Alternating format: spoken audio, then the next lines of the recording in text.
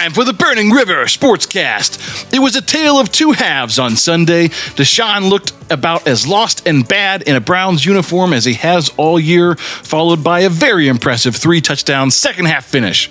With the Steelers looming at 8-8, the Browns do find themselves in a unique position to give Mike Tomlin and the shitty Steel City their first sub-500 season under his stewardship.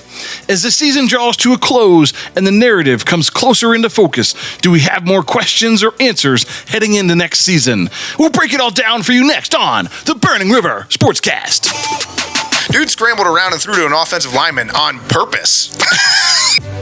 I think he's got. I think he has. Are you okay? I had a stroke. Excuses are like assholes, and Kevin Stefanski's got a bunch of them. He's got a big one. That sentence didn't make any sense.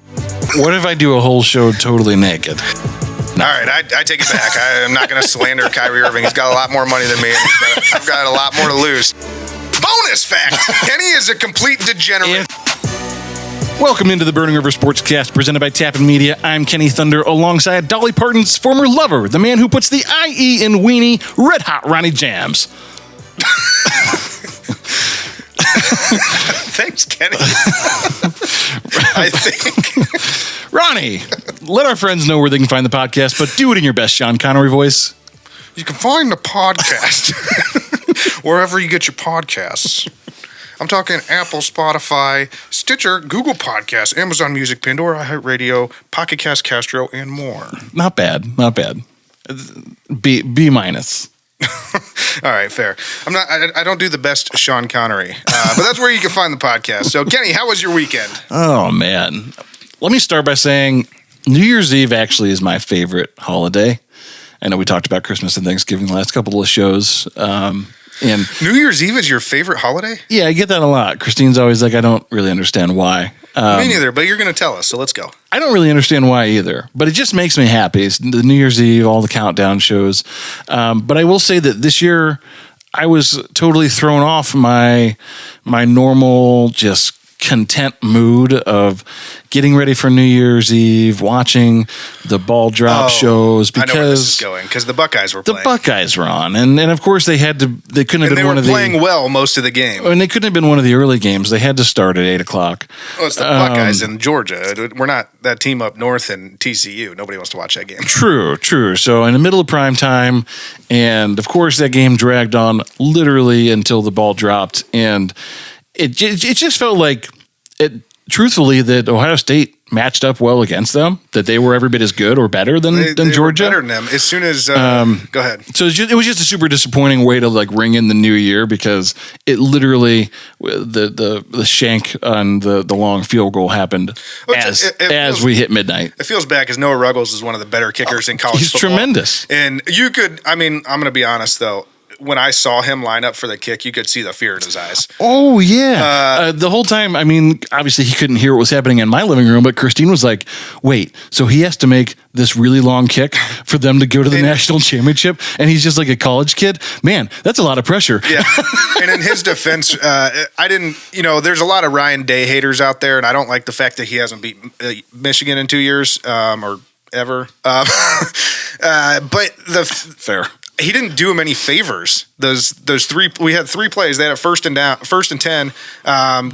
They could have thrown some sideline routes, whatever, try and get 5-10 more yards before he had to kick the field goal, and we did nothing. And that's what was frustrating, because the offense up until that point, we pulled the old Cleveland Browns and we said we're content with a 50-yard field goal to win this thing. They thought Cade York was out there. Yeah, it was frustrating because up until that point, the offense had played so well. They played so well. But CJ Stroud had a tremendous game. I will tell you this. The moment Marvin Harrison Jr. got knocked out, I actually turned to Emily. I said, "This is really bad. This is when the game will turn." Because up to that point, if you noticed, Marvin Harrison came out hot. Yeah. And then they started double teaming him. Yep. And then Egbuka picked up a whole bunch of catches and was doing really well because he was the beneficiary of their double teaming him. Now I'm wide open. Well, as soon as Marvin Harrison goes down, now you double team Egbuka and. everybody else is backups. They're all average players. So yeah, at that point, you miss some of the guys that are like declaring for the draft. Right? Yeah, our explosiveness was completely gone after that point. C.J. Stroud did his best to keep them in the game, or keep them ahead, I should say. They were ahead the entire game until the very end.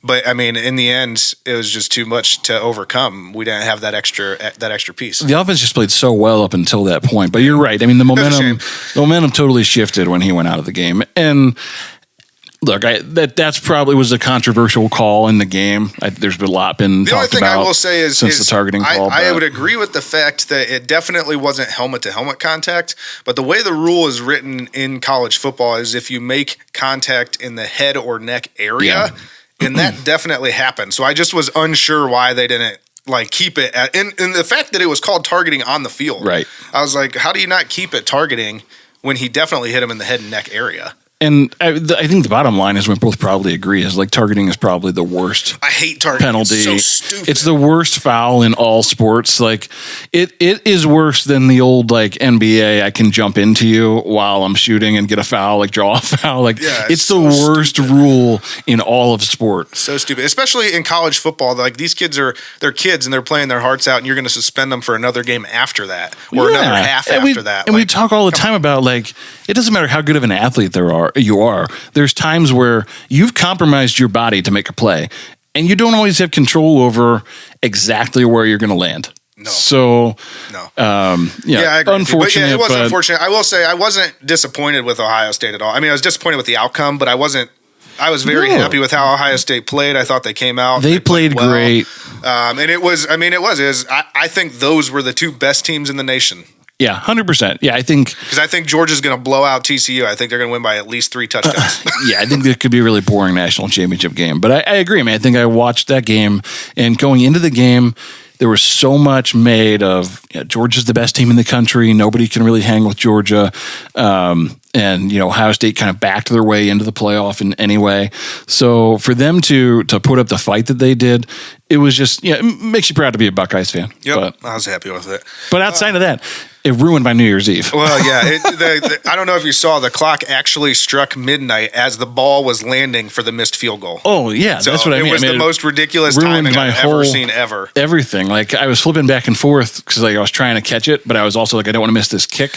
So I go back and I turn on and I see it immediately. He shanks it left, and I was like, oh, God, I flip it back, and we are literally on the 2 count of the ball coming down. You texted me right after that, and you said, they say that whatever you're doing ringing in the new year is what you're going to be doing all year long. So does this mean we're going to be losing all year? We're going to be doing a lot of losing. Yeah. Anyways, this opening segment went pretty long. So, again, welcome to the end of the Browns season where adversity is made up and the games don't matter. Let's just go ahead and jump into this thing and get into the Week 17 recap.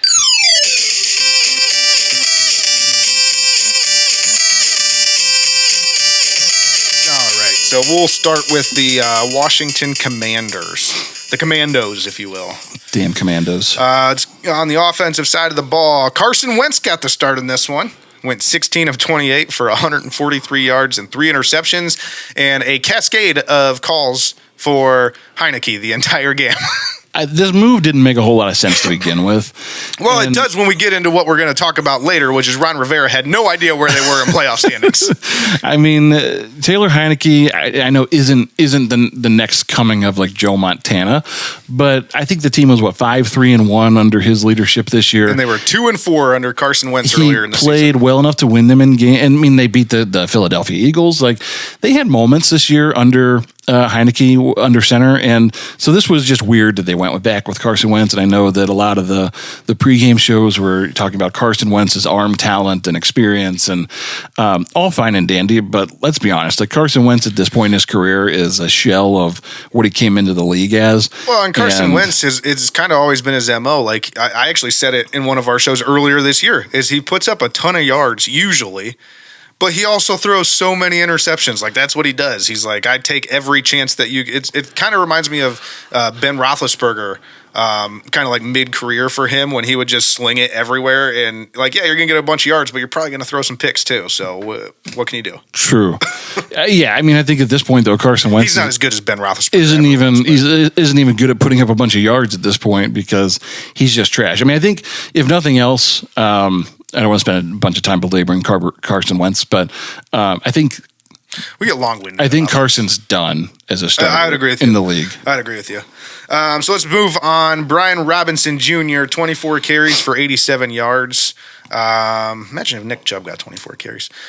Jonathan Williams, 9 rushes for 30 yards, and their wide receivers, not much going on all day because Carson Wentz threw for 143 yards and 3 picks. So yeah, the only thing I would point out there is that Brian Robinson is pretty impressive. He's a good running back. When you consider he got shot this year, and he runs strong and he runs angry. It's a pretty compelling story too. He did an interview a while back about like the night of the incident when he got shot, and it's pretty it's a pretty scary read. Like, he goes into detail about like how he was feeling and what was going. Like, it's pretty intense. I would imagine anybody that has a story about getting shot probably is a little bit scary. Yeah, I mean, but it was fair point. Yeah, I mean, it's just, I'm just saying, if you get a chance, just go read it because it's pretty impactful. Yeah. But anyways, their defense, Commandos defense, 5 sacks and 5 QB hits.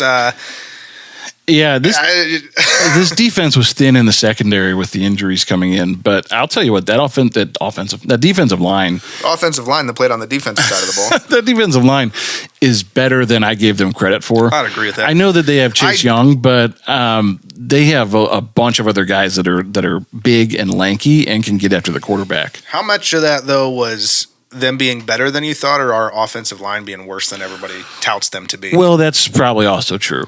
So, I mean, and then I mentioned it just a little bit ago. Ron Rivera, after the game, a reporter said to him, "You'd stated that all options are on the table at QB, and you'd evaluate that before next week's game. If you are eliminated by what happens in the 4 o'clock game, then would you consider starting Sam Howell?" And in case anyone didn't know, the Packers, if they won, would eliminate the Commanders. Ron Rivera's answer, he took a long pause, looked very confused, looked straight at the reporter and says, "We could be eliminated today?" What? Like, you're the head coach of a National Football League team, and you have no idea that you could be eliminated from the playoffs the day that you're playing. Especially when you think about mapping out the end of the season and where you can get wins. Right. I mean, you're playing the Cleveland Browns. If there was ever a chance for you to win a game to try and get into the playoffs, who have wildly underperformed this season. Yeah. It's just a real bad look, and I know Ron Rivera, he is a good coach overall, but I mean, that's like a fireable offense. Like, you can't just not know where you are in the standings. Like, what was the pregame speech? "Hey guys, if we don't win this one, we have another chance next week." Yeah, I don't know what to make of that. That was bizarre. Just weird. But we'll get over to the Cleveland side of things. Coaching, I have Joe Woods and Kevin Stefanski here. I decided to give them somewhat of a reprieve this week. We did win. I want to enjoy that. I will say this, though. Our fan base is wild at times, because just like the Baker Bros yelling and screaming every time Baker has a good game and then mysteriously going silent when he has a bad game, kind of like this week, Kevin Stefanski lovers come out of the woodwork in droves the minute we win a game to say, "See, he's the best coach, so good at play calling." Like, I don't understand it. We beat the Commanders and we looked awful in the first half, so I don't really know where all the support for Kevin Stefanski comes from when we win a game.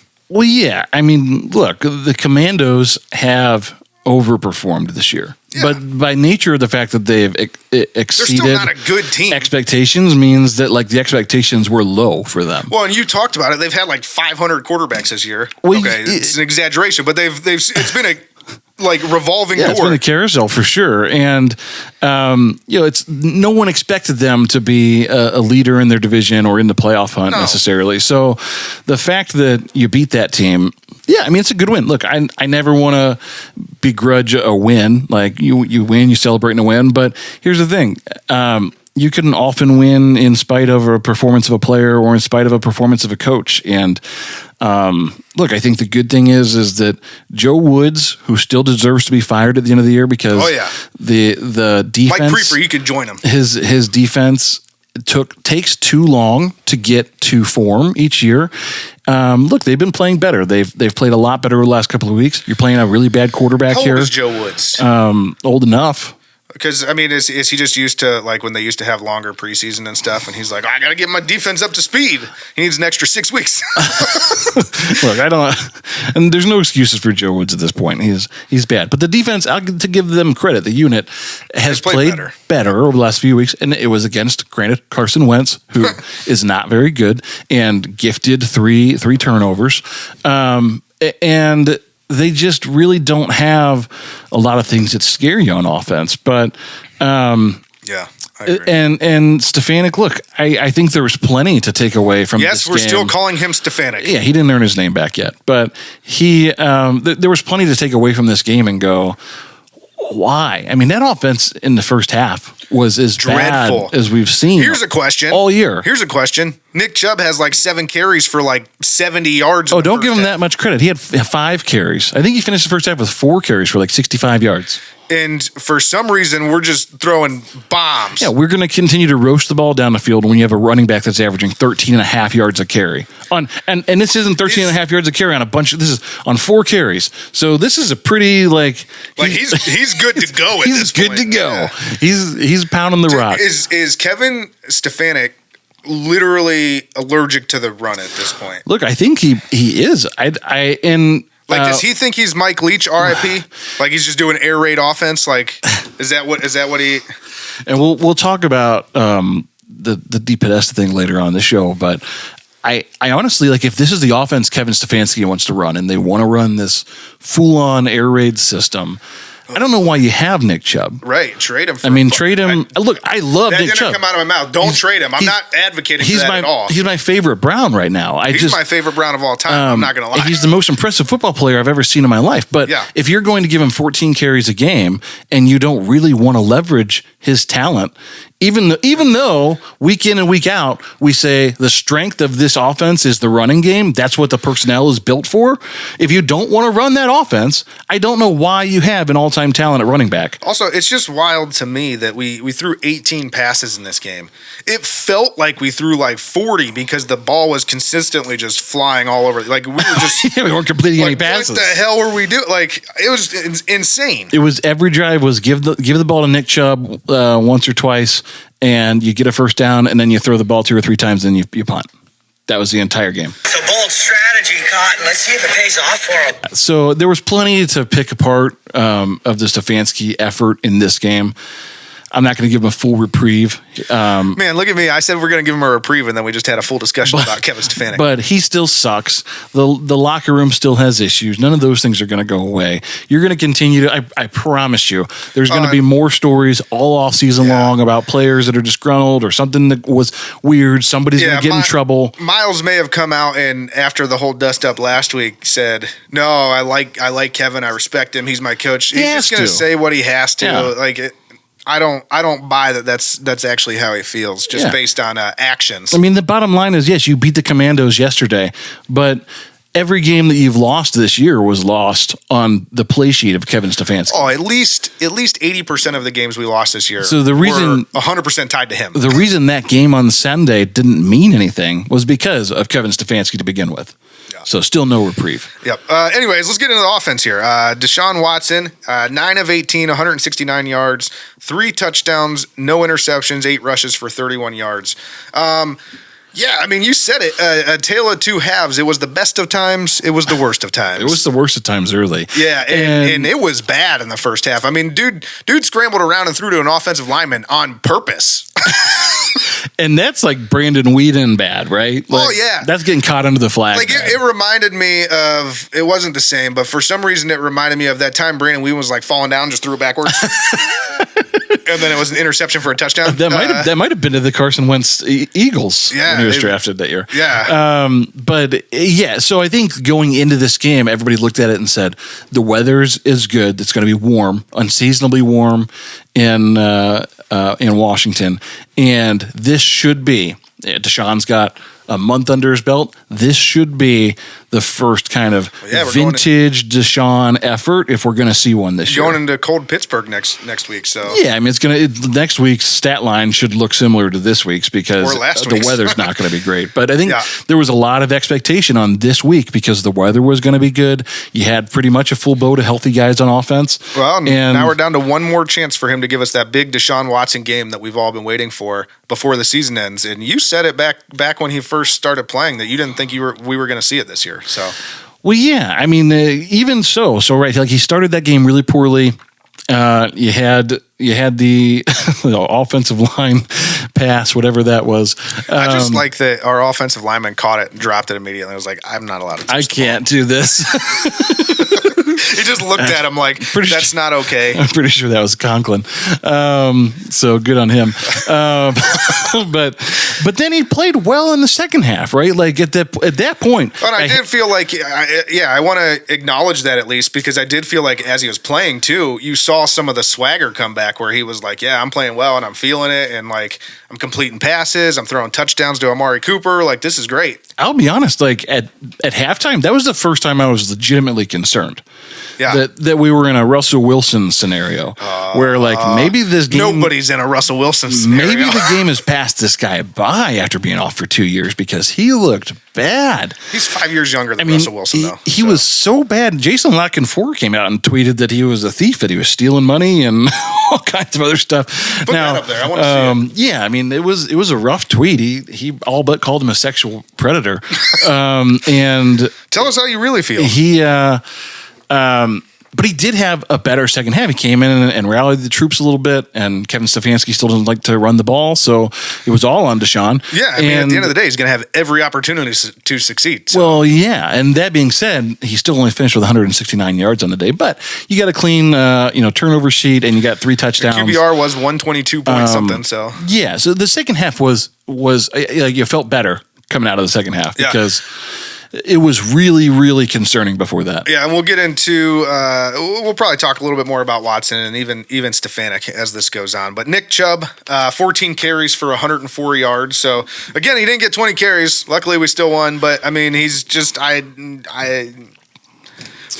carries for 104 yards, and somehow he didn't get more. It almost seems like Stefanik is calling plays just to put him in. They're just inside runs over and over and over again, just to be like, I'm going to give the ball to Nick Chubb, and we're going to get our 1 or 2 yards, just so that I can tell everybody, justify this is why we throw the ball so much. But Nick Chubb is just such a freaking man that he's just pounding through guys, and then he just walks back to the huddle and says, "Yeah, give me another defensive linemen and backers to the tune of 8 and 9 yards a carry." It's ridiculous, but I digress. Yeah, right after that, our other running back. Kareem Hunt, 2 carries, no yards, 1 catch for -1 yard. Again, I say this every week, but I just don't know. So, like, at this point, usually we say, okay, well, Chubb got 14. That usually means Kareem Hunt probably had like 8 or 9. Nope. Actually, Kareem Hunt was literally a detriment to the team this week. He totaled -1 yards. We would have had below 0 yards if he was the only guy starting. It's not his fault either. Like, that's all on Kevin Stefanik. Yeah. Like, how do you not know how to use this guy? He's one of the, and I would say this, I know obviously Nick Chubb is the best running back in football. Kareem Hunt is one of the more explosive running backs in the entire NFL. Yeah. And we have no idea how to use him. Absolutely none. Not even a little. We got him -1 yards in the game. He has less yards now than he did last week. That's never good. It is time. It's time. It was before this game was time that Kareem Hunt should have been in a backup role. Jerome Ford got a couple of opportunities to flash on Sunday. This should be Jerome Ford. I'm hoping we see some more Jerome Ford on Sunday. With the history of the players on this team, nobody should be flashing anybody. Fair. Who was the guy that was slashing in the offseason? The defensive end. Who was it? For the Falcons, Takk McKinley, when he was naked in the parking lot. Yeah, you're right. We should not flash anyone. But anyway, look, Kareem Hunt needs sat down. Not because that wasn't even the low-hanging fruit. Not because no pun intended.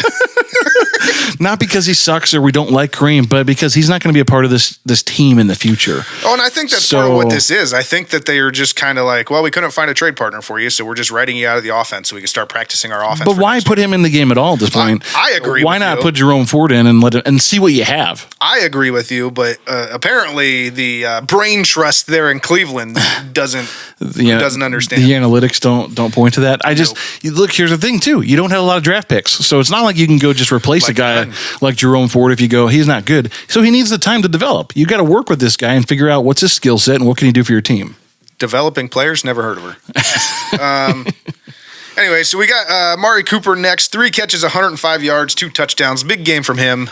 He made the most of all of his catches. Well, yeah. I mean, when you win 66% of your catches are touchdowns. It's a pretty good day. Big stat line from a number standpoint, but only 3 catches on the day. So It was kind of just a weird. It wasn't even like this was Amari Cooper's best game. It was kind of like right place, right time.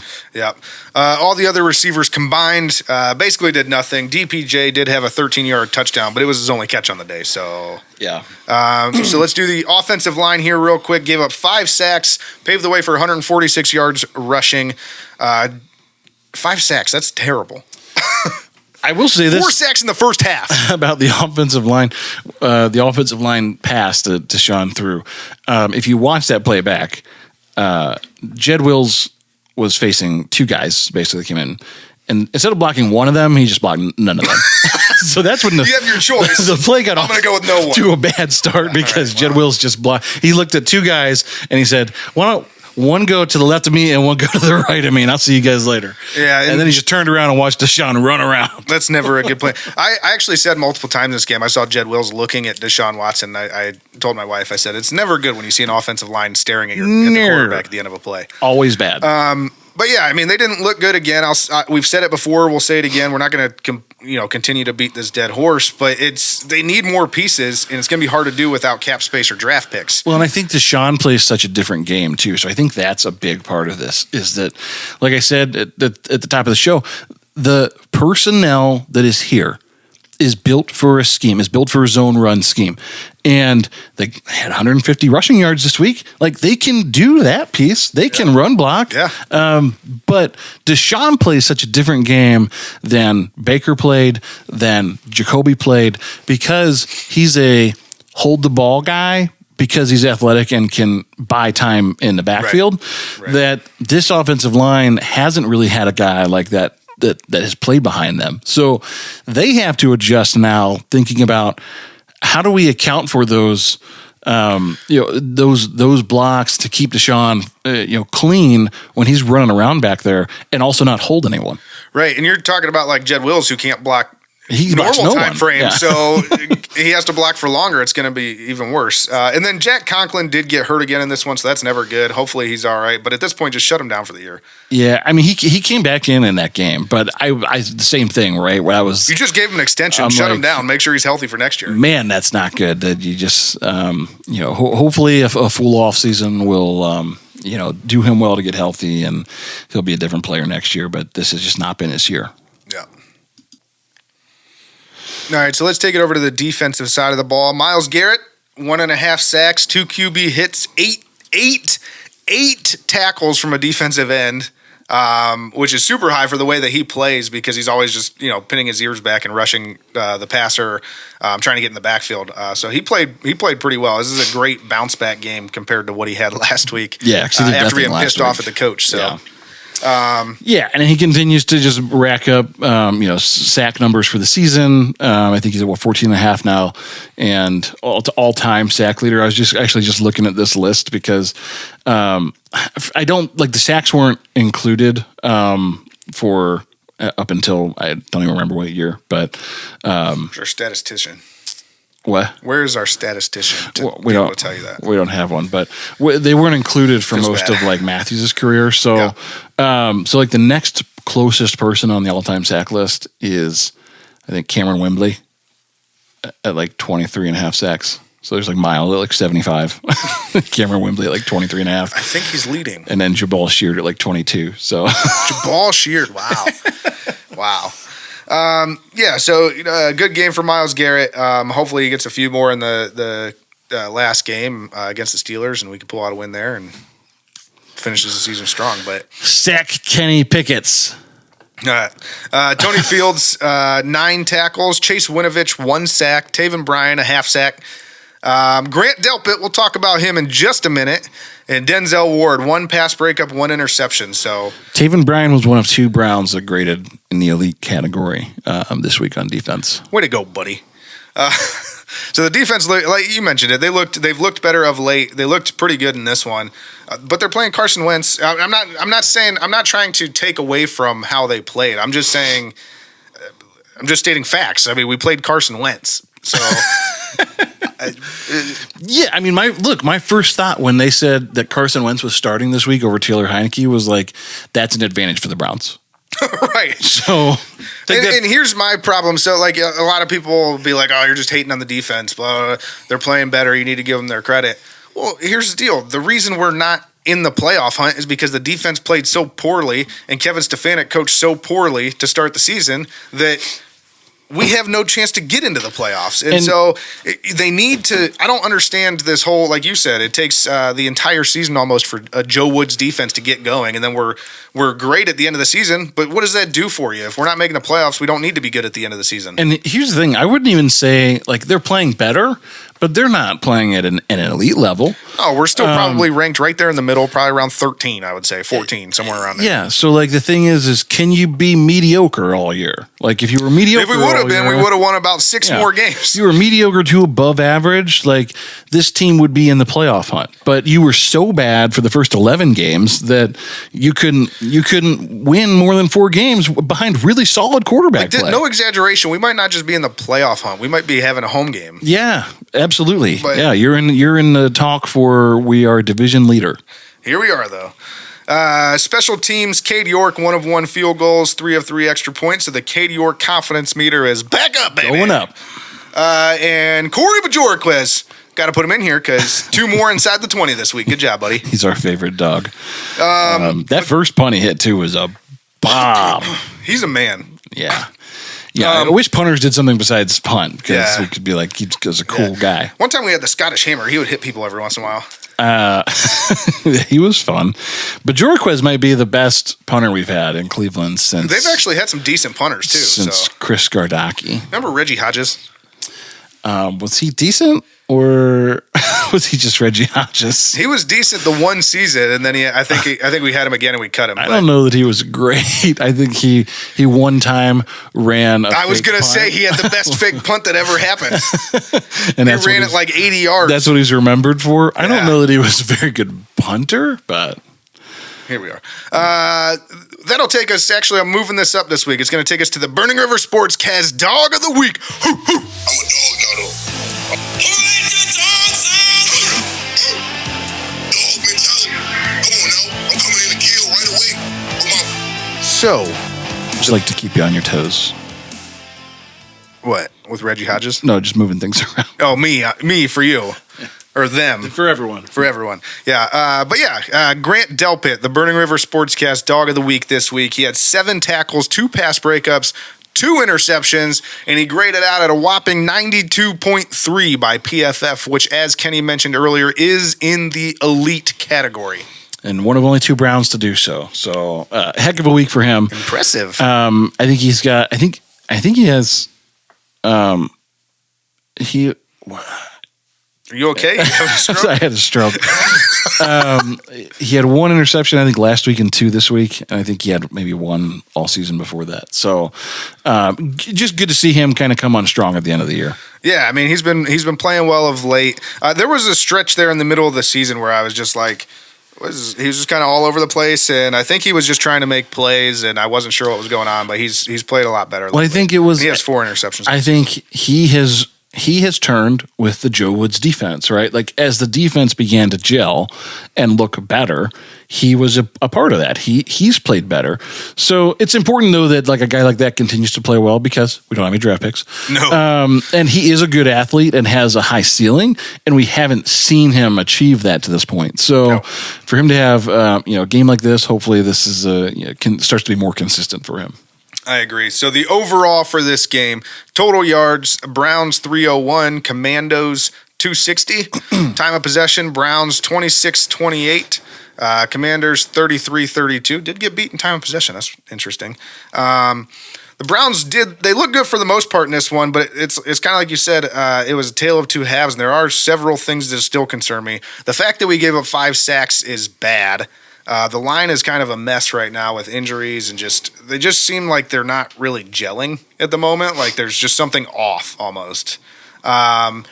You mentioned it pretty quickly earlier, and we'll talk about it a little bit more now. Like, what does that have to do with, is that Deshaun Watson and maybe some decision making, or lack thereof as far as getting back into things, being rusty, hanging onto the ball too much, or maybe even his mobility and the fact that he holds onto the ball because he has that mobility, he can run around and try and open up bigger plays. Yeah, there was a scramble drill a little early on that really didn't need to be a one that he just missed a wide open Njoku in the back corner of the end zone and ended up, I think, as an incomplete pass. But yeah, I think his decision making is still not there yet. But I think it's more to do with his mobility and just the fact that this offensive line, he might not settle for that short pass. He might scramble a little bit and try and open up something bigger. And I would expound on that to say it's not even just the offensive line. I think these backs and these receivers have to also adjust because they're not used to having to scramble drill around. Besides, I would say I think Amari Cooper's done the best with it from what I've seen. But when there's like broken plays and he's scrambling around, we're not the best at trying to find open space. No, they just kind of stand around covered. I don't know. If you're not going to get open and Deshaun's running in circles back there, like you're asking for, it's a recipe for something bad to happen. Yeah. So I think it's just something as a team that they need to work on. I say I'm concerned about it. I think it's something that can fairly easily be ironed out, but he's different than anybody we've had. Here's the other thing though, is that as a coach, wouldn't you look at this and start to say, when Deshaun came back, what are the big differences between Deshaun's skill set and Jacoby's skill set in the offense we were running? Like the first thing you would have told your team is he's going to scramble. Make sure you get open. Like wouldn't that be one of the first things that offensive line? Make sure you hold your blocks because that becomes an every week thing when you practice your fundamentals at practice and your keys to success is like we know we're going to have to do this over and over and over again. So let's practice it. And seriously, though, they still look lost. You went from Jacoby Brissett, and Jacoby Brissett played well. We gave him his props. But it was basically like a West Coast style offense where it's all timing routes and the guy gets open, you fire the ball in there. There's not a lot of it was quick release. Improv, seeing what's going on, to now we have a dude that can literally scramble with the best of them and has a laser rocket arm. And somehow we just think we're going to play the same. And it's just like you said, they're completely different. You'd think the coach would point that out and say, "Hey guys, like we've been working on the other stuff all year long. I already know you can do that. Let's practice the stuff that's new." Yeah, I don't know. The other thing that concerns me a little bit for Deshaun is his completion percentage is still very low. But I mean, we mentioned it before. He has one more game to give us a big Deshaun Watson game before the season's over. So I guess we'll see if it happens. Yeah, and he could send a message with this one. It's a division rival. You kind of going into next year like, hey, we had some missteps this year, but coming into next year, you better watch out. Well, I'll definitely say this when you think about Deshaun Watson and how he can kind of endear himself to this fan base. You put up 40 on the Steelers. Everybody feels good. Yeah. All we're going to be talking about all offseason is how we're going to be undefeated next year.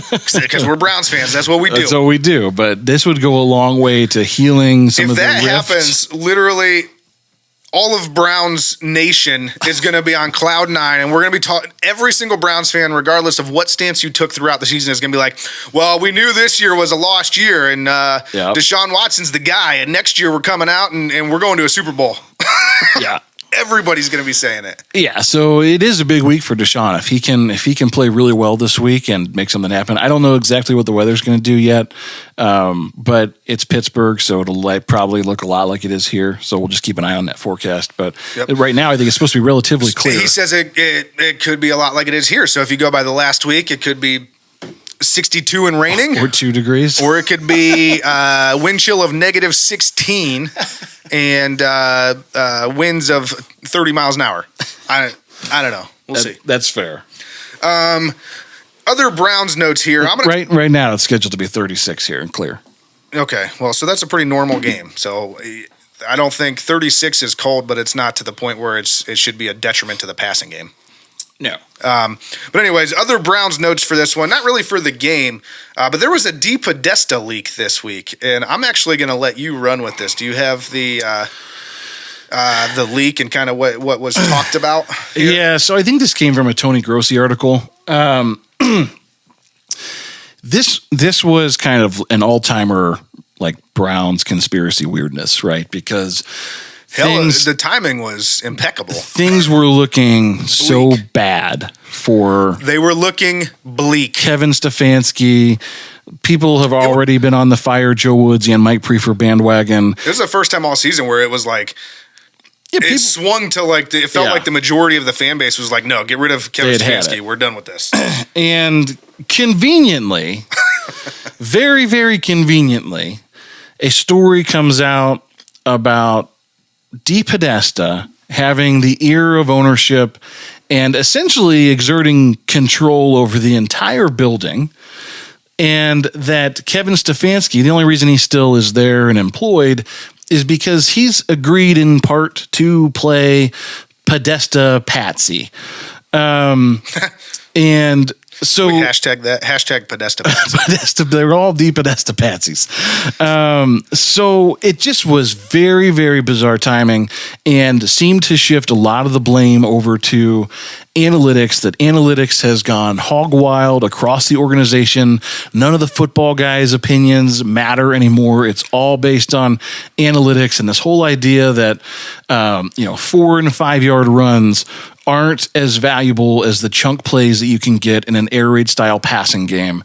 And, for example, that's why Buffalo is successful. That's why Kansas City is successful, because they don't care about a running back that can average 4.5 or 5 yards a carry. So that's at least the idea.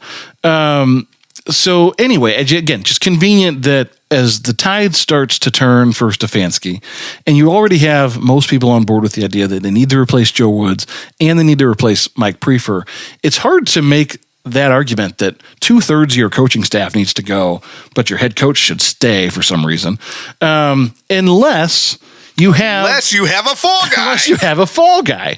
So that begs the question, like, is DePodesta now the fall guy? Because are we in a position where we can say, talk about like just the most convenient fall guy? Like, does he, I mean, I know he helps make decisions, but he's just behind the scenes. Nobody actually sees him. And they're like, no, this guy, that guy over there, he's the one that's messing everything up. We've spent the entire time that DePodesta has been here saying, what exactly does this guy do?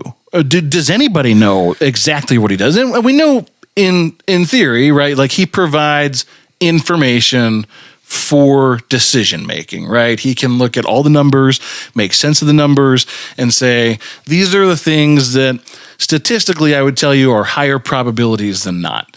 Yep. But outside of that, like, what is his role? I mean, he's chief strategy officer of the Cleveland Browns. What is his role in that big title in that strategy? Yeah. And so it's an interesting question now to say, is DePodesta the fall guy? Because it's just like, who still owns the accountability and the responsibility here?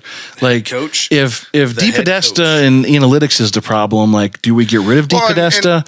Or if DePodesta is so entrenched in this system and has the ear of Jimmy and D, then how can you be happy with the execution of this analytic strategy driven by DePodesta and Kevin Stefanski? Because Kevin's not even playing good patsy at this point. Yeah, I don't know. Here's the other part of this too, is lest we forget, does nobody remember his early press conferences talking about Kevin Stefanski? I'm talking about right now, talking about how he's gonna he embraces analytics and thinks they play a huge part in today's game, and you need to listen to the analytics, and they will drive the game as a whole. And like, does nobody remember that? Oh yeah, look, I know. And then so I think that's. And you're telling me that all of a sudden now. Like it comes out that he's the patsy, and like now he's decided to play ball. Like he's, regardless of if Dee Podesta was here or not, he's an analytics guy. So yeah, so it just yeah. Look, I think we've talked a lot about over the last couple of weeks the excuses coming from this organization. There's so many of them at all levels, from Jimmy, from D, from Podesta, from Those are Barry, from earlier this year. Stefanik. Excuses are like assholes, and Kevin Stefanski's got a bunch of them. He's got a big one. So to now have this whole thing rolling around that Dee Podesta might be, and here, the way the story is framed is I kind of don't even know is Dee Podesta the villain in this story, or is Kevin the villain because he's not doing analytics right? I didn't really understand the whole, but any of it. At the very minimum. But leaks come out for a reason. If you haven't been around the NFL long enough, leaks come out for a reason. It wasn't intentionally. It wasn't like it was somebody happened to tell Tony Grossi this. No, this came out on purpose. It's absolutely intentional because of the timing, because things were looking so bad. And look how well it worked. Everybody was talking about how bad Kevin Stefanski was, and all of a sudden, all the at least for the second half of this past week, all the attention was shifted to Dee Podesta. And now we won a game, and now it's all back to everything's sunshine and rainbows over here. And because Dee Podesta is the guy that's kind of behind the curtain, they don't even necessarily have to fire him. They can run their own PR campaign to go, we've worked with and we're going to we've worked things out. We're going to pull back a little bit. We're going to let Kevin make some more football-based decisions and try to balance the two. They don't even have to fire him to make an example out of it. They can say we're making adjustments internally. So I don't know. If anything, I just think this buys Kevin more time with Deshaun because I think things were pretty bleak. Speaking of this whole situation, though, I'll send this meme to you. Throw it up here. There's a pretty good meme out there right now. It's for everybody listening to the podcast that can't see that meme on our video version, which check that out on YouTube because it will be out eventually.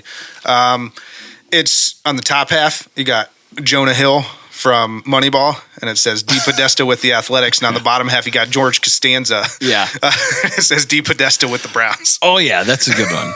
It's my favorite meme to come out this week. It's I don't know. It was just a bizarre story to leak at this time. It was weird. But that's the Browns, right? It was so Brownsy. We love the Browns, but this is kind of like our MO. It's right on cue. But anyways, let's get into that's it for this week's game. Let's get into the division roundup.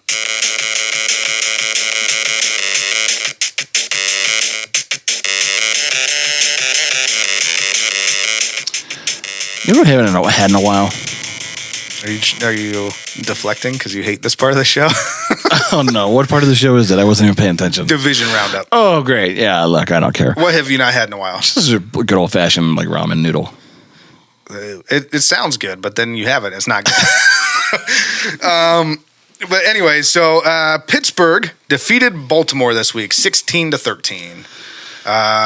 Did not see that coming. Ronnie was right, which is me, and Kenny was wrong, which is you. How does that feel? Here's what I would say. I'm starting to grow concerned that Kenny Pickett might be okay. If he is, I don't know that that's not good. I don't think he's the next Aaron Rodgers, but if he's the next Derek Carr and plays in Pittsburgh for the next 10 years, it's enough to give us trouble. It's enough to give the whole division trouble.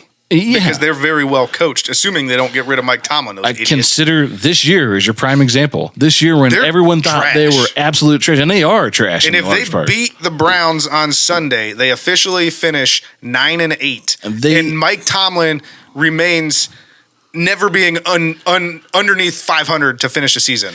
And That sentence didn't make any sense, but he does it again.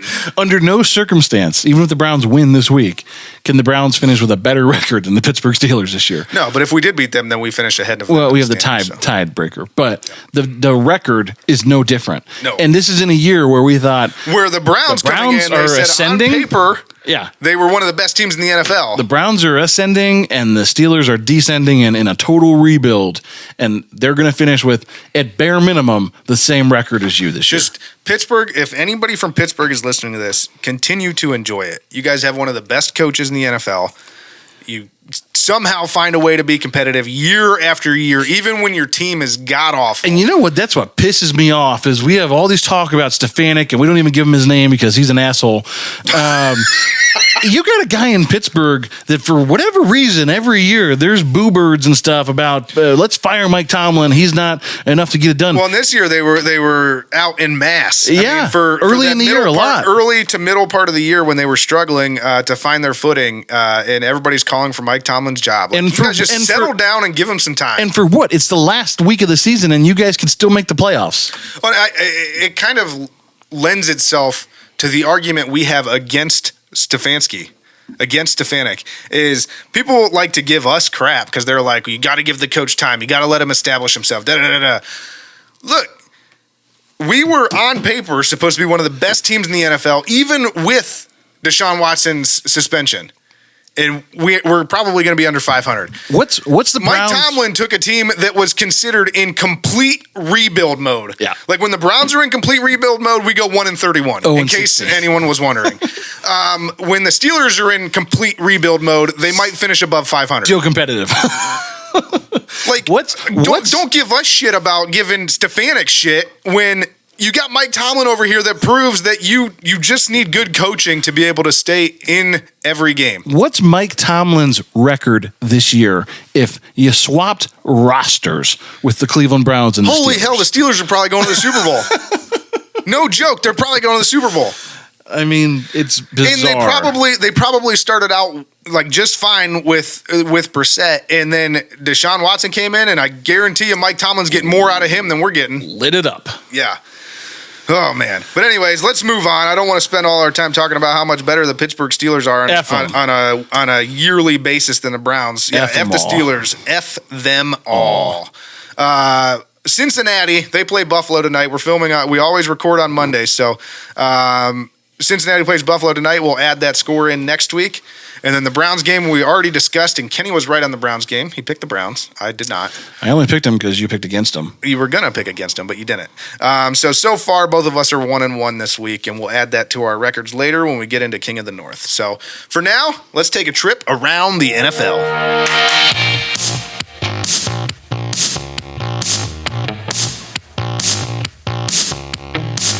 All right, so let's just take a look at the playoff picture right now. We'll start with the AFC. As it stands at this very moment, I'll run down the 5 spots that are locked up in order. Number 1 seed at this moment, the Chiefs. Number 2 seed, the Bills. Number 3 seed, the Bengals. Number 4 seed, the Chargers. Number 5 seed, the Ravens. Those are all the teams that have locked up a playoff spot in the AFC. And there are 2 spots remaining. These are the teams that are still in it. The Jaguars are playing the Titans. The winner of that game basically goes to the playoffs. The Jaguars actually will still get in if it's a tie, but the winner of that game goes to the playoffs. The Patriots control their own destiny. If they beat the I don't even know who they're playing this week. If they win this week, they're in. But they can also get in with a Dolphins loss. The Dolphins are still in it if they win and the Patriots lose. The Patriots play the Bills, by the way. Yeah, so the Dolphins still have a pretty good shot. If they win and the Patriots lose, then the Dolphins are in. And the Steelers still hanging on here. If the Steelers beat the Browns and the Patriots and the Dolphins both lose, who are the Dolphins playing, by the way? The Dolphins play the Jets. They're not. I mean, the Jets are out of the playoffs. We'll talk about that in just a second. But the Jets have been decent this year. Yep. So the Steelers still have a chance to make the playoffs here. Absolutely, they do. Yeah, so the Jets and the Raiders were eliminated this week. Those were the latest 2 teams eliminated, and that kind of rounds out the AFC playoff picture right now. But yeah, I mean, they're going to be playing hard against us because They have an outside chance to make the playoffs still. And the first thing that needs to be done is they need to take care of business against Cleveland. Yes.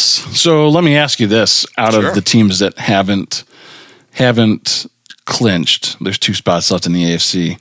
What 2 teams do you see winning this weekend? The 2 teams that will be in. 2 remaining teams that I see making it in are the Jaguars and the Dolphins.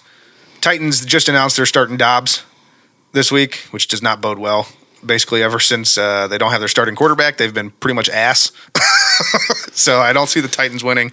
Jaguars get in there. And on the flip side of that, Trevor Lawrence has been playing really well to close the season out. And then I don't like the Patriots' chances against the Bills unless I'll caveat this, the Bills sit everybody. But I don't see that happening because they have a chance for the number 1 seed.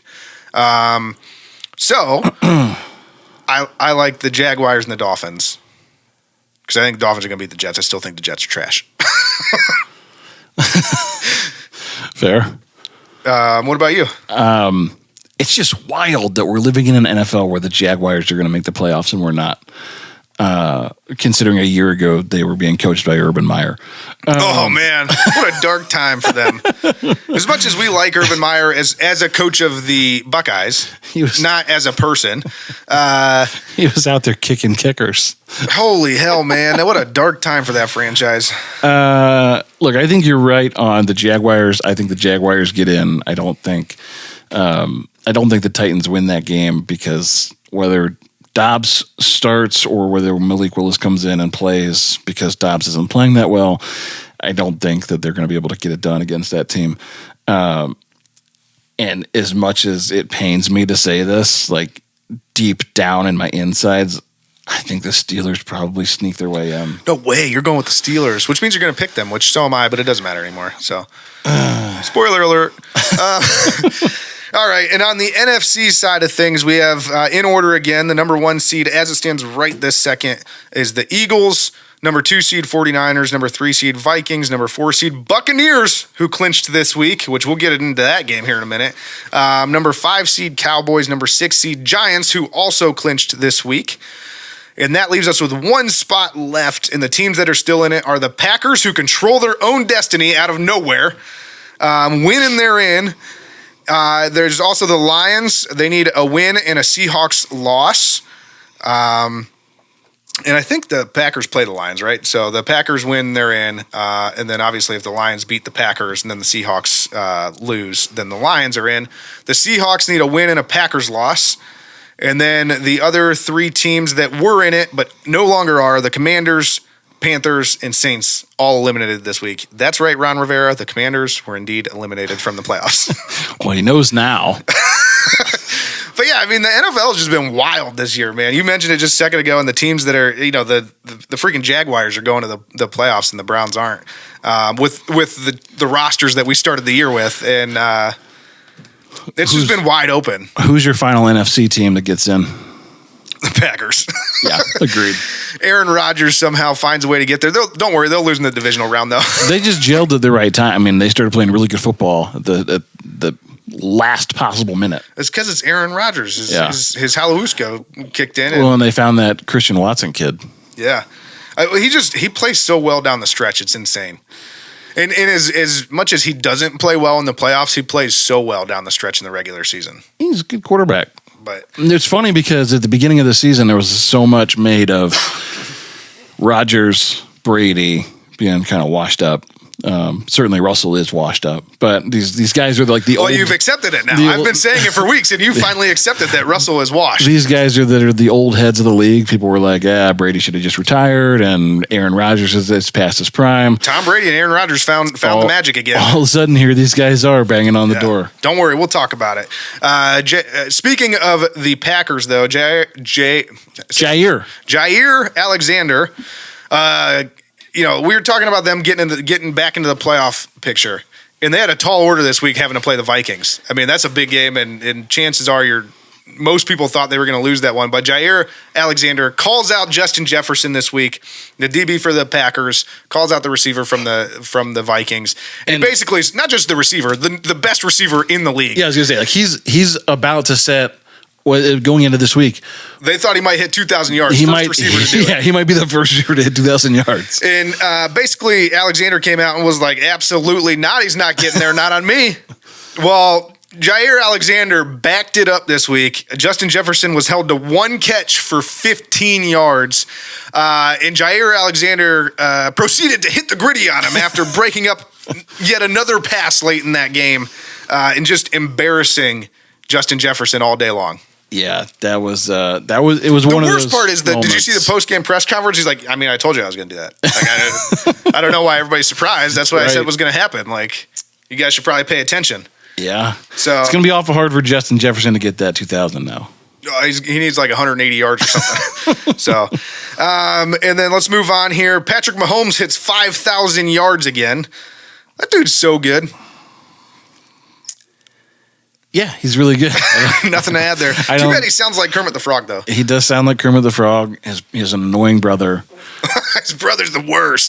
But, man, Put like the most embarrassing picture you can find up of his brother. He sucks. How about this one? That guy's an idiot. What about this one? That guy sucks. And his, I try to leave like spouses out of it at all times, but she kind of jumps in too, his wife. You don't like her? She just the two of them together, the brother sister. They always seem to be doing something combo. stupid on social media. Whether it's pouring champagne on fans, I don't know. They're just. How does Patrick Mahomes stay so clean when he's so closely tied to these people that are doing dumb things all the time? They're everything that people don't like about the like millennial Gen Z. Oh, his little brother's like the epitome of that. Him and like we mentioned him last week. TikTok culture, influencer culture. Yeah, it's bad. But anyways, moving on. We already mentioned him once, actually twice, and we'll mention him again. Packers have won 4 in a row now. Aaron Rodgers with the late season magic just found his groove. I mean, the dude's like 48 years old. And all right, he's like 40, but still, he just when you thought it was time to write off Aaron Rodgers, he just finds it again and just dominates. Do you think maybe he's rekindled the romance?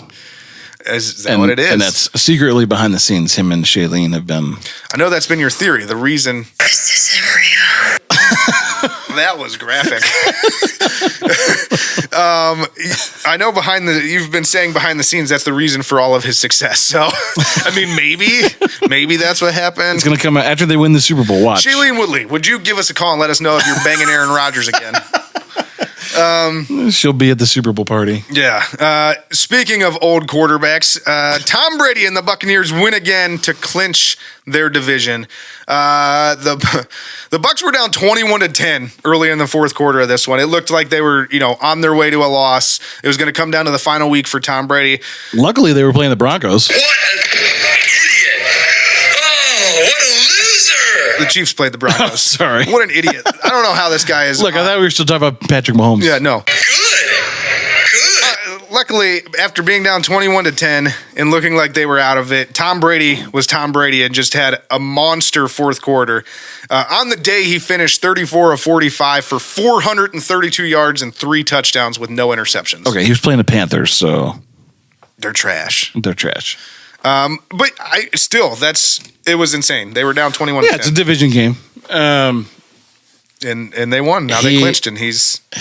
And the Panthers were probably feeling good because they were actually fighting for a playoff spot because that division is wide open. Oh yeah, they're like, we're going to do it. We're going to make it. We're just as trash as the Steelers are, and we're somehow going to make the playoffs. They absolutely had a shot to make it, but Tom Brady said, "No, says me." So flipping this thing over, going from good quarterbacks to trash quarterbacks, Russell Wilson. Denver loses again, and I will give him some credit. They were actually up on the Chiefs, and he was playing okay for a while. But in the end, they could not pull this one out. And Shannon Sharp came out this week, kind of called out Russell Wilson and said, well, the reason why he's so bad is because all he wants to do is be famous. He doesn't want to be a good football player. He just wants to be famous, and that locker room hates him. Yeah, that's not good coming from a Broncos legend. No. Not at all. Yeah, I mean, to say that he thinks he's better than that locker room and that there's no respect for him there. Well, and then in that same piece, I think Shannon Sharp went into detail about how he's got his own office in the facility, all this stuff. And I will give the Broncos players credit. Some of them came out in support of Russell Wilson and said, well, the reason he has an office is because he's 100% dedicated his life to this game. And I don't know how much of that is lip service and just trying to have their quarterbacks back in public, but I mean, it really feels like that locker room hates him. If he dedicates his life to being better, why is he so bad? That's a good question. Probably the question of the day. Broncos country, let's ride. Let's hide. Which takes us to another terrible quarterback. Oh boy, here we go. Baker Mayfield and the Rams. That's the Baker we know and love. After, coming out on fire last week, who did they torch last week? Was it the Chargers? I think it was the Chargers last week. He came out and just torched them, and everybody was, all the Baker bros were out in force telling everybody how he's so good and we shouldn't have got rid of him and da-da-da-da. Look, he came out this week, and he was 11 of 19 for 132 yards and no touchdowns. It's the Broncos that he torched. The Chargers beat him this week. That's who beat him this week. So they scored 10 points, and he looked terrible. Yeah, I mean, he was 11 of 19 for 130 yards. Yeah, so seriously, though, this is the problem with Baker Mayfield. I've said it before. I actually don't hate Baker. I think it's kind of fun to just, rag on him just because. Well, I mean, we're always going to have a tie to him because he was here for so long. And all of his fans get so riled up about it, so it's just kind of fun to me. But anyways, this is the problem with Baker Mayfield. Just on a serious note, is he's so inconsistent. It's not just a little inconsistent. He'll go out and he'll have a fire game like he did last week where you're like, oh my God, this guy is phenomenal. But then just as often, if not more often, you get this game. You get the 11 of 19 for 132 yards and no touchdowns. That doesn't win you hardly any games in the NFL. No. So I mean, that's the knock on him. So don't get me wrong. I'll admit he has big games, but he also has these games. It won Andy Dalton a game against us last week.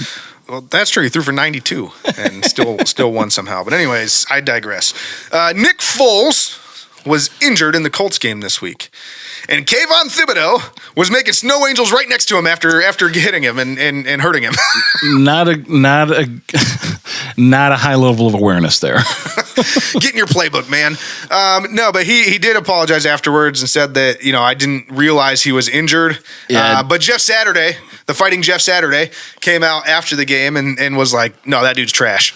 Yeah, he called him trash and tasteless and was disappointed in his offensive line for not, quote, taking matters into their own hands. Listen, Jeff Saturday, you should just probably be disappointed in the entire team at this point. Yeah, they're going to get you fired. They don't care that Nick Foles was hurt because they just don't care about anything right now. What a career Nick Foles has had. I mean, it's truly been the best of times. I've been everywhere, man. I've been everywhere. It's been the best of times. Johnny Cash. It's been the worst of times. You were once a Super Bowl champion. That theme just keeps coming up today. You were once having a seizure next to a guy making a snow angel next to you. Just talk about his Super Bowl years. I mean, he was on the bench the entire year and decided to come in at the end of the season. We have to win 4 games in a row to make the playoffs. I got it. And then he goes on to win every game in the playoffs and play lights out. Philly special and Super Bowl. Yeah. I mean, truly the best of times. His is one of the most interesting careers of any quarterback ever. And I don't know what his career stats are at all. I didn't do any research on Nick Foles. I'm not going to lie. But at this point, honestly, is he one of those guys like a Kurt Warner where you're like, does he make the Hall just because he had such a crazy career and he won a couple Super Bowls? He was MVP of one of the Super Bowls. Might have even been MVP of both of them. I don't remember. But is that what you do with Nick Foles at all? I don't think he's a Hall of Famer because I think Hall of Famer is at this point you need way more stats than he's got. I think it's sustained excellence. That's fair. I'm just saying, if he feels like that guy that just absolutely is one of the most fascinating careers in the NFL. And then next up here. Speaking of quarterbacks not being able to play anymore, Derek Carr got benched by the Raiders for some reason. Because apparently Jarrett Stidham is the guy. Oh, your boy McDaniels didn't. He doesn't disappoint, except for he always disappoints.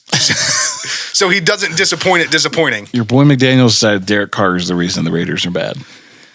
He's a genius, that guy. To make any sense of it all, I guess, I believe Stidham was a Patriot previously, so I guess they have, back from his time in New England, probably some kind of relationship. And he did come in and play well, but you know what happened? They proceeded to get eliminated from the playoffs. Well, you started Jarrett Stidham. What did you think was going to happen? He did go 23 of 35 for 365, 3 touchdowns, but he threw 2 picks, and it just his effort wasn't enough. But it's just crazy. So this actually. Do you have anything else to say about the Raiders game and Jarrett Stidham? No, we can get into the next one. So that takes me to the free agency quarterback class coming up this offseason. It's just going to be just wiggity wild.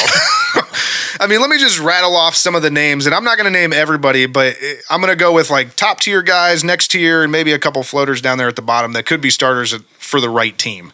You got Tom Brady, Lamar Jackson, Jimmy Garoppolo, Daniel Jones, Geno Smith, Mike White, Cooper Rush, Taylor Heineke, Baker Mayfield, Sam Darnold. Both guys were on the same team at one point this year. Teddy Bridgewater, Case Keenum, Mason Rudolph, Jacoby Brissett, Joe Flacco, Andy Dalton, and now possibly Derek Carr and his teammate will be an unrestricted free agent, Jarrett Stidham. What? Derek Carr is going to make someone very, very happy. Oh, because they're gonna. I mean, with this quarterback class, I feel like if you pick the guy out of this that's gonna end up going on the cheap, that should be paid more than he's going to end up getting paid, it's probably Derek Carr. He's probably going to be the odd man out when all the top tier guys get taken. And I mean, you look at this class, right? And like Tom Brady is a wild card because he's 100 years old. Somebody's going to pay him, though. You know that, right? Lamar Jackson, I have to imagine Baltimore has to do I hope to God they don't. There. Please be stupid, Baltimore. Please. I'm tired of seeing this guy run all over the AFC North. Jimmy G is a fascinating one because he's not good, but all he does is win. Daniel Jones isn't good and probably will be in a backup fight with Sam Darnold somewhere next year. Geno Smith has played well enough, I think, to warrant a contract probably in Seattle. I think Geno Smith actually probably gets a decent contract. It might be a shorter contract, but I think he gets a decent contract. I mean, he's a little older anyway. Yeah, I think he gets like a 3-year, fair. Yeah, pretty solid contract. Some of these other names on here, I mean, Taylor Heineke, Mike White, like a lot of these guys are kind of on that backup tier anyway. Bridgewater, Keenum, Rudolph. Jacoby Brissett's another interesting one because he played so well this year. I put him in the same category as Geno Smith, though, where it's like. But outside of Lamar and Tom Brady, who are just kind of strange, Derek Carr is probably the most valuable in terms of he's still young. He's been consistently good his whole career. For some reason, he always gets written off, though. People talk about him like he's not one of the better quarterbacks. He's not bad. Statistically, he is absolutely one of the better quarterbacks in the NFL. He's had a really good NFL career. He just hasn't won anything because he's been on he's on the Raiders. Played for a trash organization. So I could see Derek Carr ending up in a place like Pittsburgh and just absolutely just I hope not causing havoc. If I'm gonna say this right now, if Baltimore is dumb enough to let Lamar Jackson walk, they should get Derek Carr. I think that's where Derek Carr ends up. I don't like either one of those scenarios because I don't want Derek Carr in the AFC North. Look, I don't think Derek Carr is the best quarterback of all time, but he's absolutely good enough to beat a lot of teams in this league. I agree. On a consistent basis. Like you said, he's not the reason that they're losing. No. So, and then my final note for this week is apparently Tim Couch is just freaking ripped now. Did you see the picture that came out on his Instagram this week? Tim Couch is still my favorite Brown of all time. That's odd. All right. Besides Johnny Manziel. I don't even know what to do with this information. But I think you've officially lost all credibility as a Cleveland sports pundit. Look, here's the thing. I like Tim Couch because of how he played here and the way he carried himself. I like Johnny Manziel. You like Johnny Manziel because Johnny Manziel does whatever the fuck he wants. That's exactly why. I don't care about his lackluster career as a Browns player. Just the fact that like Johnny Manziel has lived life, man. You know, when you think about just doing whatever you want. Kenny is a complete degenerate because his hero is Johnny Manziel. Answering to no one, literally doing cocaine and sneaking into casinos wearing disguises before games. I can't hear you. I got too much money in my ear. I mean, come on. Who's had it better than that guy? But anyway, I don't know. Tim Couch. He got paid a lot of money to be really bad. Ripped up. Still one of the best quarterbacks the Browns have seen since 99. Why didn't he look like that when he played for the Browns? I mean, you do know that his wife is a playmate, right? And they were married when he was in Cleveland. Like, he's always been pretty studly. Yeah, but he kind of looked like this. Well, he still has a goofy face. You know, I did get beat up a lot that year. I think I got sacked 56 times. But he got booted from Green Bay for taking PEDs. So. Fair.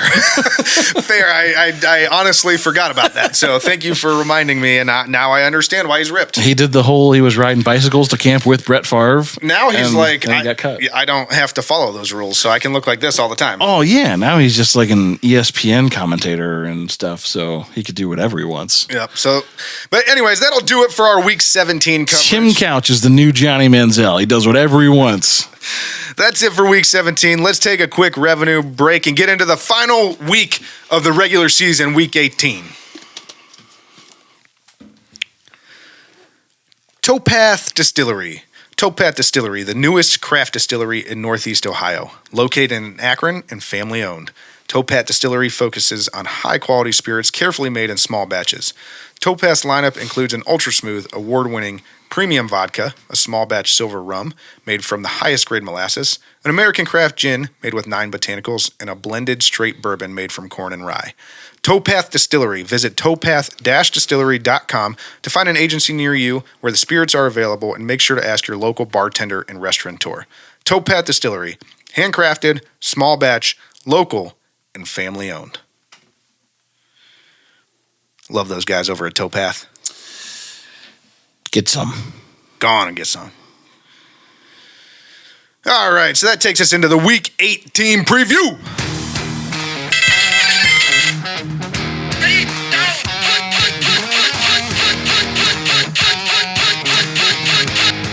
I don't know what that was, but to close out the season here, we've got the Steelers to finish things up. I got really excited about Week 18. I don't know why. We're playing for nothing. But I take that back. We're playing for something. Win and we don't finish last in the division. Lose and we do finish last. The Steelers are playing for potentially a playoff berth somehow. And if the Steelers win, regardless of if they make the playoffs, Mike Tomlin finds a way to get above 500. And we talked about it earlier. He stays above 500 for his career to end every single season. If there's one guy in the NFL who knows how to beat the Cleveland Browns, it's that guy. It's Mike Tomlin. Yeah, I would agree with you. He might bring back just to seal this game. He might bring back Ben Roethlisberger just for one game, because a one-night appearance. That guy doesn't lose to the Browns.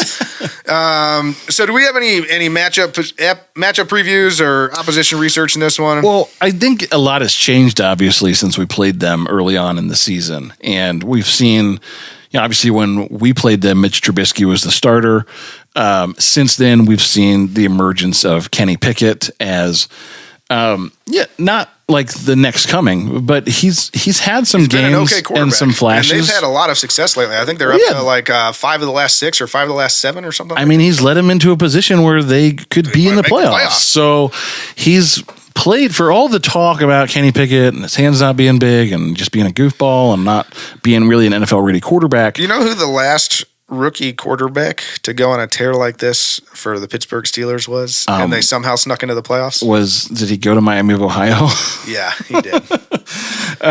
So he doesn't, Kenny Pickett doesn't. In case anyone was wondering, I'm interrupting you again. They won the Super Bowl like the next year or 2 years later. So yeah, and Kenny Pickett doesn't have quite the stature of Big Ben, but did you happen to watch the end of that Ravens game? I did not catch it. It was a very impressive drive that Kenny Pickett led. And I knew he had a game-winning drive, but I didn't see how it unfolded. Impressive throw to Najee to win that game. Yeah, that's on my to-do list this week is to watch the game so I can kind of get some insight at it. He wasn't phenomenal throughout the game. He didn't have a ton of gaudy passing numbers, but that last drive, he was dialed in and he had, that killer mentality and nothing was going to stop them. So to me, as a Browns fan, it's worrisome. Because there's actually potentially hope for this guy to be an average to above average starter in the NFL. And I don't want them to have a good quarterback. So nobody does. I still think F them all. I still think Najee is kind of a very average running back in the NFL. Everybody talks him up like he's so good, and I'm kind of on the Joe Mixon bandwagon with that guy. Like, yeah, he might have a big game here and there, but he's just he's there. And then obviously T.J. Watt wasn't available the last time we played them, so he changes everything. I think there you go. So our position matchups this week are going to be T.J. Watt versus the offensive line that's been trash. On one side. Luckily, we do have Deshaun Watson, who's much better at scrambling and might be able to get away from him a little bit. I hope he can get away. And then the other matchup that I'm going to highlight is going to be another one that you just mentioned is Kenny Pickett versus the secondary for the Browns, because Kenny Pickett has come along. He's playing fairly well. But on the flip side, for the Browns, the defensive backfield has really come along, and the tail end of this season has played really well lately. Yeah, Zell and Grant Talbot both had really good games, and I don't know that Zell's had like 3 in a row. So and Newsome and Emerson played fine. They just didn't have big plays on the stat sheet. So Emerson did have one really big breakup that I was like, yeah, Martin Emerson gets it. Yeah, my favorite play from Martin Emerson was on Sunday. There was a play where, gosh, I forget who got tackled, but the ball popped out after he was down, and Martin Emerson dove in like his life depended on it, and it was clear that he was down, but it's just that young aggressive mentality that ball out, I'm on it, whether it matters or not, I'm there. It's like the mentality that we need everybody to play with every week. Slippy, slappy, Simmons, Swanson. Yeah, so I mean that's our matchups this week. Let's get into the injury report real quick. Yes. So, let's get into the injury report.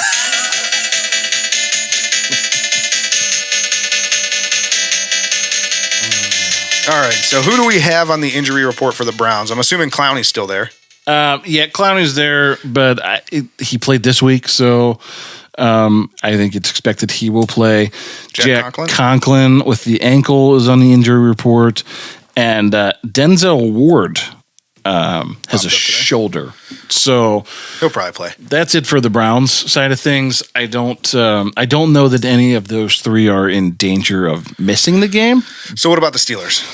But we'll monitor those throughout the week. And then the Steelers, they obviously play today, so we won't know about their injuries until a little bit later in the week for the Browns game. You are off this week. The Steelers played Baltimore yesterday and won. Oh my gosh! Why do I think they were playing Monday Night Football? And Cincinnati plays tonight against the Bills. You're right. I'm all up. I've had a migraine all day. It's a bad week for you. I shouldn't leave anything up to Kenny on the podcast from now on. Trey Norwood is out. Just pick up like nothing ever happened there. Go on. James Pierre and Miles Jack also were questionable for the Ravens game, but I think both did play. But James Pierce actually got a concussion in the Ravens game, so he'll probably be out. But Miles Jack questionable, Trey Norwood out. The rest of these are pretty not important injury reserve guys. Yeah, we don't care about them. We actually don't care about any of them from the Steelers. No, because they're in Pittsburgh. Yeah, F them. F them all. So to wrap up this, the preview for this week, who's your player to watch?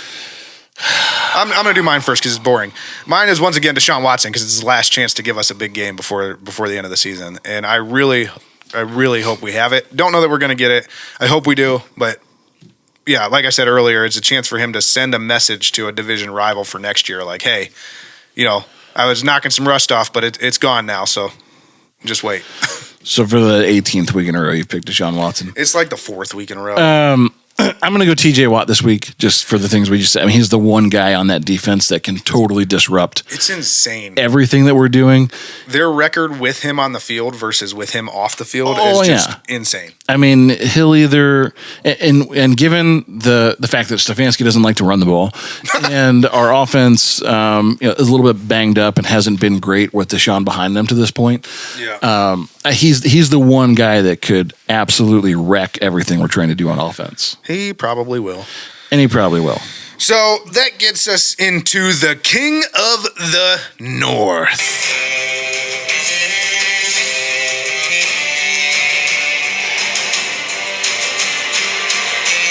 And I really have been out of it. Yeah. I don't know what's happening today. You didn't even say King of the North. I don't. So we'll remind everybody of the tally. I know this is your favorite part of the show. Thank you. So far this week, I am 1-1. Kenny's 1-1. We still have the Bengals game from tonight that we need to add in next week. And on the season, 34-19 for me. I'm just shitting all over Kenny, who is 25-28. Unless you win this game tonight and both games next week, because there's only 2, you will be under 500 for the season. So thank you. And in case you missed it, I officially win King of the North. I won it last week, before last week, so it's just been easy game, baby.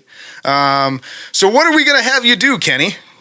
I did come up with some ideas this week, so this is. You have some ideas? Yeah. Let's hear your ideas. How about we wax your legs? How about you dye your hair? I mean, my hair is pretty gray, so dye might not be a bad idea. Oh, but it'll be like green or purple or something. Oh, thank you. Or blue. I don't know. We'll see. How about you let me cut your hair? Can't do that because I got to grow it out to Halloween next year so that I can be Forrest Gump at the end of his run. Nice. Good choice. Spoiler alert. That's 2 of them. How about you eat a spoonful of cinnamon? What if I have to eat a spoonful of cinnamon every time I try to talk on the pod? He just upped the ante for his own punishment. I didn't even say anything. He just did it to himself. We'll have to put like a plastic bag on top of the mic or something. What about dressing as a clown for the podcast? Better yet, how about you dress as a clown for tailgating at the Muni next year and we let people throw eggs at you? That sounds dangerous, actually. We'll give you goggles. You'll be fine. What if I just do a whole show totally... Little do you know I'm going to hard boil the eggs. What if I do a whole show totally naked? That does nothing for me. In fact, that is punishment for me, not you. So that is out. That's not happening. But anyways, we'll figure that out. I think I had some pretty good ideas, so I think we might go with one of those. But we'll figure that out, and we'll do some predictions for this week. They don't really matter anymore, but we'll do it anyways. Baltimore at Cincinnati. Who you got, Kenny? 2 games this week. Baltimore at Cincinnati, Browns at Steelers. Baltimore at Cincinnati. Who do you got? You don't have to worry about it anymore. Just pick who you think is going to win. I'm still going back and forth on this because I think it's depending on what Cincinnati does tonight may determine whether or not they play. If they lose, they're not really. Well, if they lose, there's no really reason for them to play like Joe Burrow next week. Yeah. And Baltimore. I guess it comes down to what their coach thinks. I mean, some coaches are of the mentality like you don't sit players because they just get, no good can come of just sitting out a week. It's just so hard to pick games this time of year because of that. I'll go Cincinnati. If assuming all things are equal and all the starters play, I'll pick Cincinnati. That's what I'm assuming too, and I'm going with Cincinnati as well. They're at this point, especially if Lamar Jackson doesn't play, which they keep flirting with the idea of making him play every week, and he still hasn't. Cincinnati's the much better team if he's not on the field. So I'm going with Cincinnati. And then the Browns at the Steelers. The reason for the season. It all comes down to this. What's the Browns? It doesn't. What's the Browns' record right now?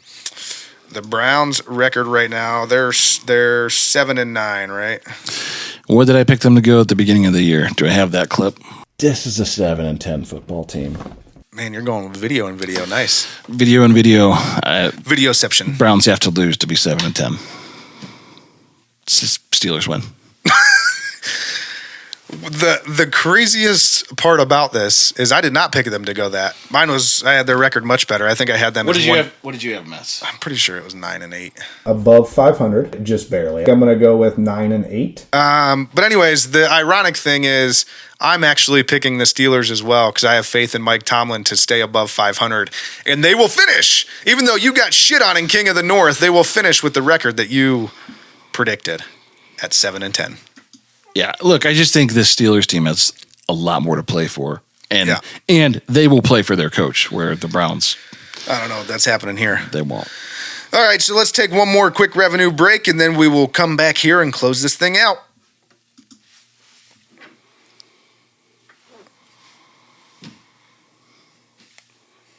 Oh, I forgot to pick up the bottle.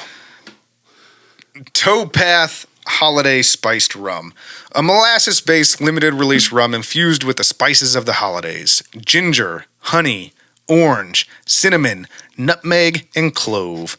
Let it warm up your taste buds as you warm up your heart with friends and family. Available only at the distillery while supplies last, and they are running thin. Listen, I will tell you, I had this all throughout the holiday season, and it makes a banging alcoholic eggnog. You're an alcoholic? Nobody said that. Nobody said that. I don't know what you were doing over there. Towpath Holiday Spiced Rum. Go on and get some. Delicious. All right, for the land.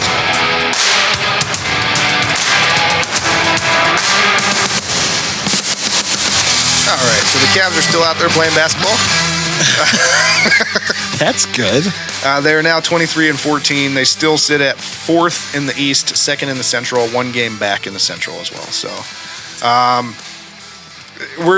they continue to play well. They're kind of hanging right there with the top teams in the East, right where we said they would be. They did have a 3-game losing skid just recently, but they're back on track now. So, how about Brooklyn's won 11 in a row? Yeah, I kind of pray for them to do poorly all the time because I as much as I loved Kyrie Irving when he was on the Cavs, and I'm very thankful for the shot and everything he did for the Cavs. He's a total loser now. You are one pathetic loser. I hate Kyrie Irving. Yeah. I can't stand that guy. And now there's all this talk from the Cavs about like it's almost like they're trying to forgive him and they want to, like, Kevin Love's like, you guys need to retire his number and stuff. As much as I love Kevin Love, that's a bad take, Kevin Love. I mean, he did hit the shot that won a championship. So, like, and to be fair, that was Kevin Love's only argument. His number may very well end up retired in the queue someday, but he's just such a goof, man. That guy, he's a flat earther. He hates the Jews. Like, I don't know that that's a nice thing to say, but that was his words, not mine. I don't think he came out and said, "I hate the Jews." But he didn't just post a link to like some. Yeah, he did. No. All right, I take it back. I am not going to slander Kyrie Irving. He's got a lot more money than me, and I've got a lot more to lose. He has the power to end our podcast. But he did say a lot of. He inferred a lot of anti-Semitic talk. And he has said some not very nice things about Cleveland upon his departure. He said all kinds of things about all kinds of things that are just off the wall, and like I don't even know. He's actually like the antithesis of Johnny Manziel. Johnny Manziel does whatever he wants and doesn't care what people think. Kyrie Irving does it too, but he does it in a way more obnoxious and just mean-spirited way. Did you see all the things that why he wears number 11? No, please tell me. That he was born at 111. His father's favorite number is 11. Kyrie Irving has 11 letters in it. Basically all to do with himself. Just a bunch of stupid, like, he hit some points milestone on the 11th. So why did you wear number 2 for the first half of your career? He's stupid. Since you have all kinds of reasons for why you wear number 11, why did you wear number 2? He was the first pick of round 1 in 2011. He scored his 11,000th point on the 11th of March. So he just thinks the universe is 11. Like, oh man, is he Jim Carrey in Is he Jim Carrey? In what is it, the number 13 or whatever that movie is? Do you know what I'm talking about? The Zodiac Killer? I don't know where you're going, but put it up there. I don't even know what I'm putting up here, but it's up here. I'll send you the movie. I think it's it's either number 13 or the number 7. I think it's number 13. Either way, Kyrie Irving's a clown. The premise of the movie is Jim Carrey goes nuts because he sees 13 everywhere. That's Kyrie Irving. Now I get it. Yeah. Anyways, so that's the end of the show this week. Kenny, let's close this thing out. What can we expect next week? We should start a Burning River Sportscast movies to watch list. This smells like another podcast.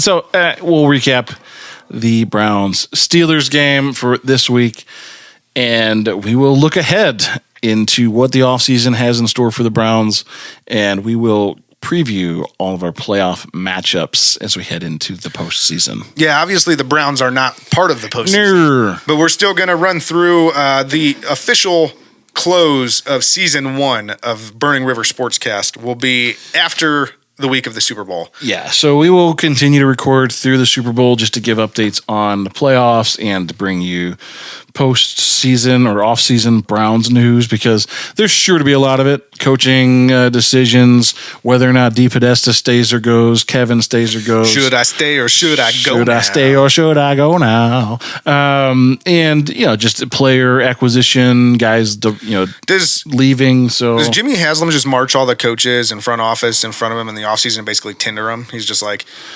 left, swipe right, swipe left, swipe right. I think that's how he should do it. Yeah. Apparently, DePodesta's the guy. He'll be the one with the Tinder machine. Yeah. But yeah, so check us out on social media.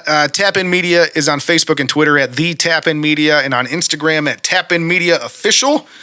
And Burning River Sportscast, that's us right here on this podcast, me and Kenny Thunder. We are on Facebook, Instagram, TikTok, and YouTube at Burning River Sportscast, and on Twitter at Burning River Pod.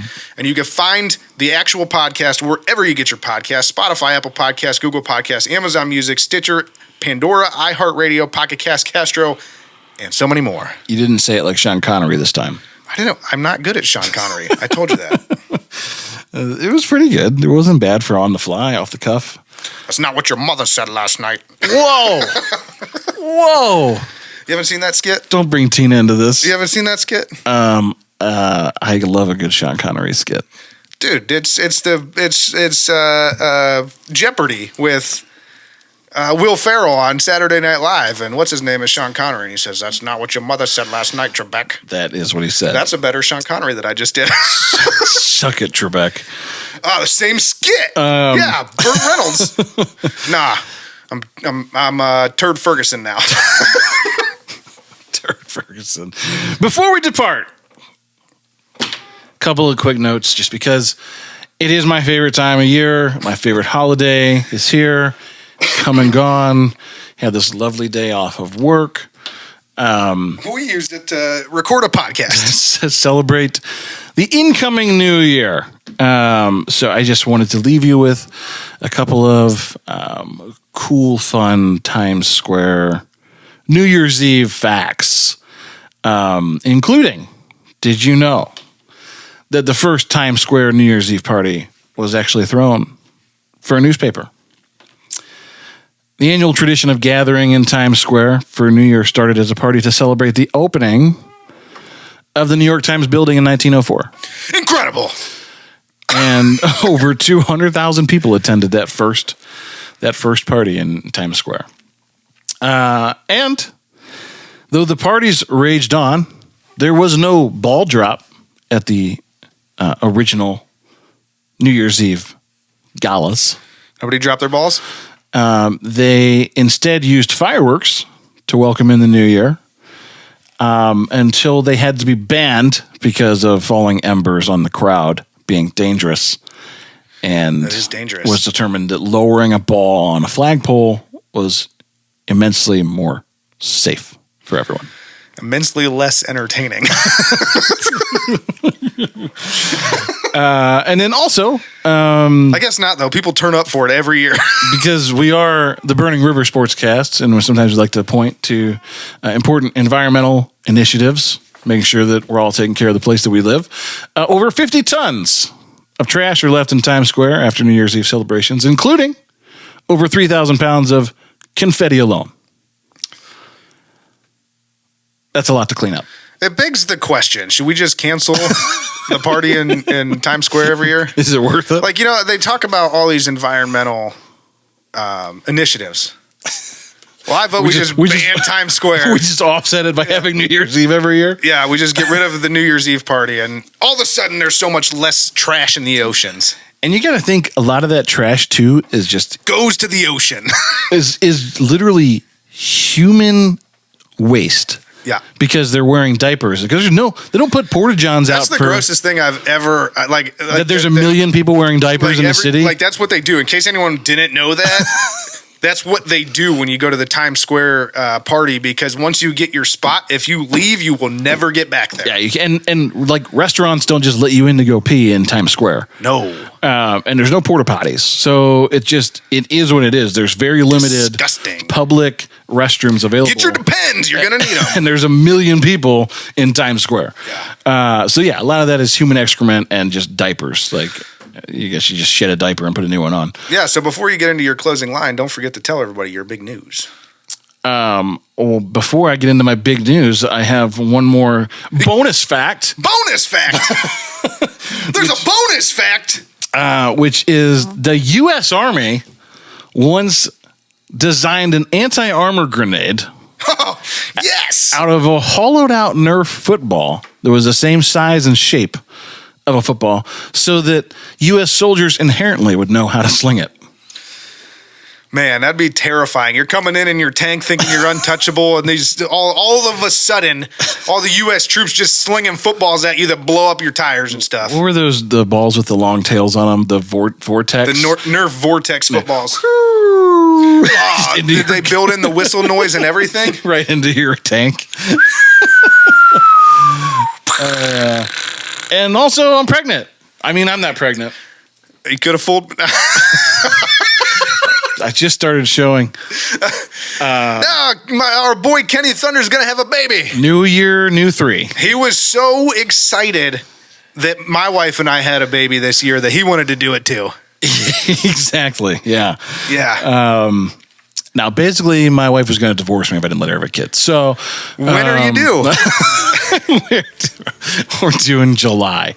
So we got a little bit of time here to share a birthday with you. To get prepared. It very well may. The official due date, I think, is the 8th of July. Well, probably not sharing a birthday with you then. But I think my original due date was the 8th of July. Yeah, they don't let people go long anymore like they used to. I mean, what if I tell them they have to? Listen, I'm going to keep this baby inside my wife until we get to my birthday. I'm actually a fan of having the baby early. What I'm proposing is a July 4th birthday so that I can name my child Benjamin Franklin. Because oh my God. If my kid's name is Benjamin Franklin and his birthday is July 4th, automatic shoe-in when he decides to run for office. Oh, he's going to be president one day. Like, I have absolutely thought this out. I've already predetermined his career choices. He doesn't need to even think about that. He just needs to go to school, get good grades, and daddy's going to bring you to the White House. Or she, by that point. Or she. Well, at that point, if it is a girl, she'll have to be Nancy Reagan. But that's in the running for names. Or Betsy Ross could work. Betsy Ross, yeah. Nice. Yeah, so I don't know how my wife feels about that, but that's what's going on. Sorry about it, Christine. Your kids are named already. Yeah, so I mean, who knows if that'll be a problem. But if you're going to be a problem, don't be just a part of the problem, be the whole damn problem. And only you can prevent river fires. Burning Rivers Podcast!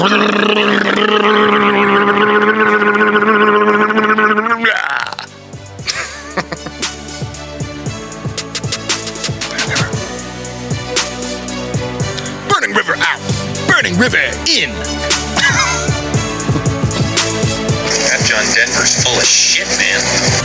Well, that's the sound your mother made last night.